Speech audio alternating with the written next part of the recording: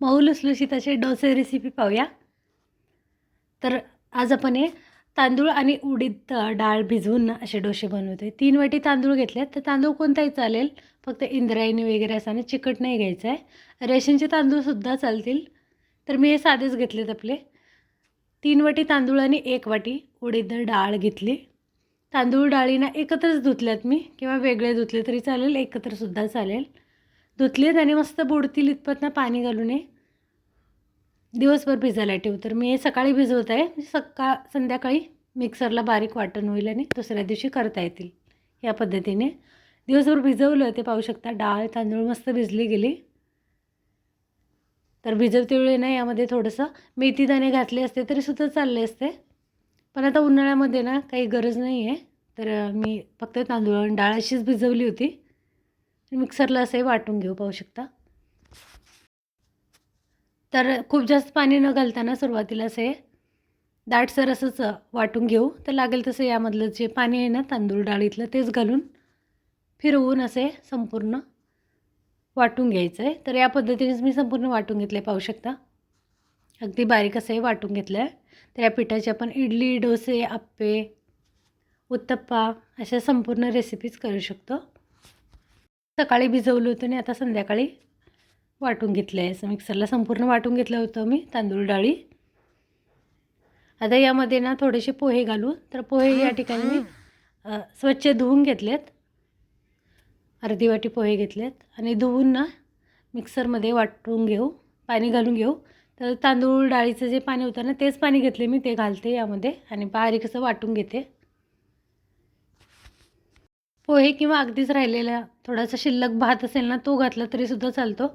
त्यामुळे सुद्धा इडली अगदी मस्त अशी मऊसूत होते, जळीदार बनायला मदत होते.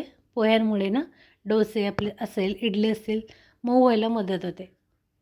तर पोहे किंवा राहिलेला शिल्लक भात असेल ना थोडासा, अर्धी वाटी तो घालून वाटून घ्यायचा आहे.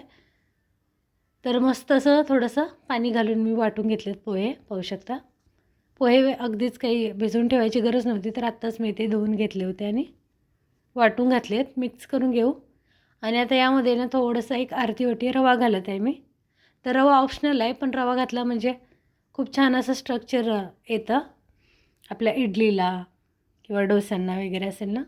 रवा अर्धी वाटी घेतला आहे मी, तर धुवून वगैरे घेतला नाही आहे, बारीक रवा घेतला एकदम. मिक्स करून घेऊ. तर पाहू शकता अगदी घट्ट असं आहे मिश्रण बनलं. यामध्ये थोडंसं पाणी घालून घेऊ, म्हणजे पीठ फुगायला मदत होईल.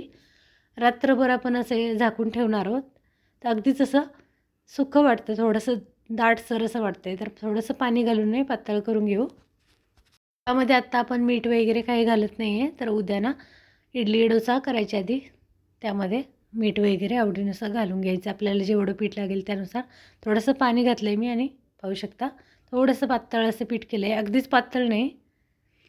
तर आता गरमीच्या दिवसामध्ये ना खूप जास्त गरमीमुळे हे पीठ खूप छान फुगतं. तर यामध्ये खाण्याचा सोडा वगैरे काहीही घालायची गरज नाही. तर हे भांडं पूर्ण भरलं होतं, तर हे पीठ फुगेल यासाठी ना मोठ्या भांड्यामध्ये काढून घ्यायचं, किंवा 2 भांड्यामध्ये थोडं थोडं काढून घेतलं तरीसुद्धा चालेल. तर मी इथं 2 पातेल्यामध्ये पीठ थोडं थोडं काढून घेतलं आहे. आणि आता यावर झाकण ठेवून देऊ रात्रभर. मस्त असं ना पीठ सकाळी फुगलं जाईल.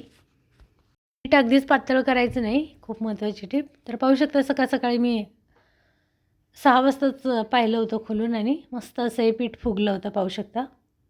यासाठी नाही मोठ्या पातेल्यामध्ये ठेवायचं आहे.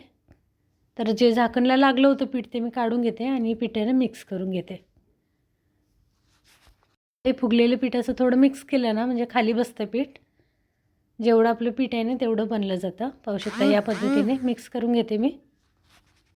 दोन्ही पातेल्यातली पिठं मी अशी मिक्स करून घेते आणि जेवढं लागणार आहे ना तेवढंच बाजूला ठेवून घेते. जी की आपल्याला इडली बनवायची, डोसे बनवायचे, तर तेवढं पीठ बाजूला ठेवून बाकीचं पीठ ना फ्रीजमध्ये ठेवून देते. तर हे पीठ ना फ्रीजमध्ये आठवडाभर ठेवून आपण वापरू शकतो. जेव्हा हवं तेव्हा आपण बाजूला काढून त्याची इडली, डोसे, उत्तप्पा, आप्पे असे वेगवेगळे पदार्थ बनवू शकतो. बाहेर ना हे विकत पीठ 1 किलोला 50 रुपयापासून ते अगदीच 65 रुपयेपर्यंत भेटतं. पण पाहू शकता घरच्या घरी आपण हे पटकन असं बनवू शकतो. अगदीच काय ते थोडं भिजवायला वेळ लागतो. व्यवस्थित पीठ मिक्स केलेत मी आणि या ठिकाणी मस्त असं पीठ बनलं गेलं आहे. मी झाकून फ्रीजमध्ये ठेवून देते, तर दुसऱ्या तिसऱ्या दिवशी वापरता येईल. आज जे लागेल ना पीठ आत्ता तितकं घेतलं आहे मी, पाहू शकता. तर हे इडलीसाठी अगदी परफेक्ट आहे, पण आपण हे डोसे बनवते तर थोडंसं पातळ करून घेऊ. तर या पिठाचे आपण डोसे, इडली जे हवं ते बनवू शकतो. थोडंसं पाणी घालून मी पातळ केले. चवीनुसार मीठ घालते आणि 1 चमचाभर साखरसुद्धा घालते. मिक्स करून ना 4 ते 5 मिनटं ठेवून, म्हणजे मीठ वगैरे साखर विरघळेल, लगेचच डोसे करायला घेऊ. अगदीच 4 ते 5 मिनटामध्ये ना डोसे करायला घेतले होते मी. तवा गरम करायला ठेवला होता, तेल लावलं होतं आणि थोडं थोडं पीठ घालून ना पळीने असं पसरवून घेऊ. तर आपण हे डोसे ना स्पंज डोसे असे बनवतो आहे. हवे तेवढे पातळ मोठे डोसे करता येतात या पिठाचे, पण मी ना हे अगदीच डब्यांसाठी असे बनवले होते, थोडेसे जाडसर असे. एका बाजून झालं म्हणजे ना परतवून घेऊ. पाहू शकता की ते मस्त अशी जाळी पडली. एकसारखं चारी बाजूंनी उचलून परतवून घेऊ. तर मस्त असा डोसा भाजला गेला आहे, पाहू शकता. यावरनं थोडंसं लोणी लावून मस्त आपला असा लोणी स्पंज डोसा बनला जातो, किंवा आवडीनुसार बटरसुद्धा लावू शकतो. आता दुसऱ्या खालच्या बाजूने खूप जास्त न बसताना पटकन परतवून या ठिकाणी मस्त असा आपला स्पंज डोसा बनला गेला आहे. अगदी मऊ लुसलुशीत असे डोसे बनतात आणि डब्यांसाठी ना मुलांना वगैरे खूप आवडतात, असेच बनतात ते. फक्त बटाट्याच्या भाजीसोबत किंवा सांबारसोबत, किंवा अगदी हे पीठ आपण बनवून ठेवलं म्हणजे सकाळ सकाळी मस्त पटकन डोसे काढता येतात नाही, अगदी चटणीसोबत, भाजीसोबत खाण्यासाठी असे नाश्त्यांसाठी डब्यांसाठी डोसे तयार होतात. तर पाहू शकता पीठ छान पसरवता येते, इतकं हे असं पातळ केलं मी. अगदीच खूप जास्तसुद्धा नाही पातळ करायचं, जेणेकरून की हे पीठ चिकटूनच राहू नये, उचलता येणार नाहीत. या पद्धतीचं न करता असे थोडंसं दाटसरच ठेवायचं आहे.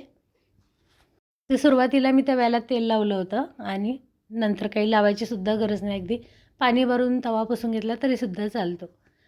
तर पुन्हा मी हे पीठ पसरवून घेतले आणि आता पाहू शकता अगदीच मिनिटभरामध्ये याला मस्त जाळी पडेल. आणि आवडत असेल तर आपल्याला वरून तेल लावायचे, किंवा तूप किंवा बटर असेल तर मस्त असं लोणी लावून मस्त असा भाजून आपला लोणी स्पंज डोसा बनला जातो. तर एका बाजूने थोडी जाळी पडली म्हणजे मी ना परतवून घेतला आहे, पाहू शकता.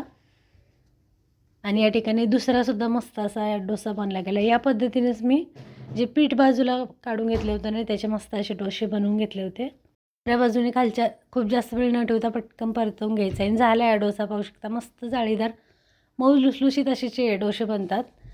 आणि स्पंज डोसे खूप जास्त फार मोठे न करता असे छोटे छोटे मध्यम आकाराचे खूप छान वाटतात. बटर घेतले मी, पाहू शकता, किंवा अगदी लोणी असेल तर लोणी घ्या. छान असं बटर लावून ना या डोश्याची चव ना अजूनच वाढणार आहे. तर मस्त बटर लावून दोन्ही बाजूने मी छान असं भाजून घेतला होता. आणि अजून एक या ठिकाणी मस्त असा हा स्पंजी लुसलुशीत मऊ मऊ डोसा बनवून तयार झाला आहे, पाहू शकता. किती मस्त अशी जाळीसुद्धा पडली.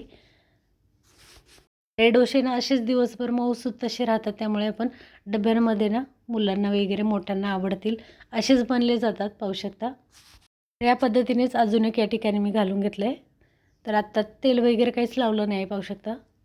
साधारण एक पळीभर इतकं हे पीठ घालून पसरवून घेऊ. आणि छान अशी या पिठाला ना जाळी पडली जाते. यामध्ये आपण खाण्याचा सोडा वगैरे काहीच वापरला नाही. आणि आता गरमीच्या दिवसामध्ये यामध्ये खाण्याचा सोडा वगैरे घालायची अजिबात गरज नाही. अगदी मेथी दाणेसुद्धा मी घातले नव्हते आणि मस्त असं हे पीठ फुगलं होतं. आणि आता पाहू शकता जाळी पडली, तर थोडंसं तेल घातले मी वरून आणि ना चारी बाजूने असं उचलून घेऊ. पाहू शकता पटकन असे डोसे उचलले जातात आणि परतवून या ठिकाणी मस्त असा आपला डोसा बनला गेला आहे. मऊ लुसलुशीत असे डोसे ना डब्यांसाठी आवर्जून बनवा. तर या पिठाचे ना डोसे बनवले आपण, तर इडलीसुद्धा खूप छान होते. आणि इडलीचा व्हिडिओ याआधीच मी टाकलेला आहे, चॅनलवर आहे, नक्की पहा. तर डोश्यासाठी आपण हे पीठ थोडंसं पातळ करतो, पण इडलीसाठी ना थोडंसं असं दाटसर असं जे आपण बॅटर बनवले ना त्याच्याच इडल्या बनवायच्या आहेत. त्यामध्ये फक्त चवीनुसार थोडंसं मीठ साखर घातली तरी चालणार आहे. आणि या पद्धतीचीच ना मस्त इडलीसुद्धा बनली जाते, पाहू शकता. मस्त अशी जाळी पडली. यावर थोडंसं तेल घातलं तरीसुद्धा चालणार आहे आणि परतवून घेऊ. तर अगदी आवडीनुसार आपल्याला कसे हवेत तसे आपण हे डोसे काढू शकतो. अगदीच लालसर हवेत, पातळ हवेत, जाड हवेत, त्यानुसार. पण या पिठाचे हे असे ना स्पंज डोसे अगदीच पातळ न करता थोडेसे जाडसर असे डब्यांसाठी वगैरे खूप छान होतात. आणि यासोबत ना मी बटाट्याची भाजी आणि सांबार असं केलं होतं. तर मी भाजी आणि सांबार आधी बनवून घेतलं होतं आणि डोसेसुद्धा काढून झालेत. पाहू शकता मस्त असे मऊ मऊ लुसलुशीत डोसे बनले गेले ते. तर अगदी डब्यांसाठी असे मी बनवले होते पाहू शकता. मस्त जाळीदार मऊ लुसलुशीत असे. आणि सोबत नाही बटाट्याची भाजी सांबार किंवा अगदी फक्त चटणीसोबतसुद्धा नाश्त्यासाठी ना खूप छान असे बनतात. तुम्हीसुद्धा या पद्धतीने नक्की ट्राय करा. तर तुम्हीसुद्धा हे तांदूळ उडीद डाळीचे डोसे असेच बनवता का नक्की कमेंटमध्ये सांगा. तर ही साधी सोपी ना डोसा रेसिपी आवडली तर व्हिडिओ खाली लाईक करून सुजाता किचन मेनू जी आपल्या चॅनलला सबस्क्राईब केलं नसेल ना सबस्क्राईबसुद्धा करा. गरमीच्या दिवसामध्ये खूप जास्त असं चपाती वगैरे नको वाटते खायला, तर चपातीला ब्रेक आणि हे मऊ लुसलुशीत स्पंजी डोसे रेसिपी नक्की ट्राय करा. गरमीच्या दिवसामध्ये ना खूप छान असं हे फर्मेट होतं पीठ आणि चवीला भारी असेच हे डोसे बनले जातात. तर या डोस्यांसाठी लागणारं साहित्य प्रमाण खाली ना डिस्क्रिप्शन बॉक्समध्ये देत आहे. तर पुन्हा भेटूया मस्त अशा नवीन रेसिपीसोबत. धन्यवाद.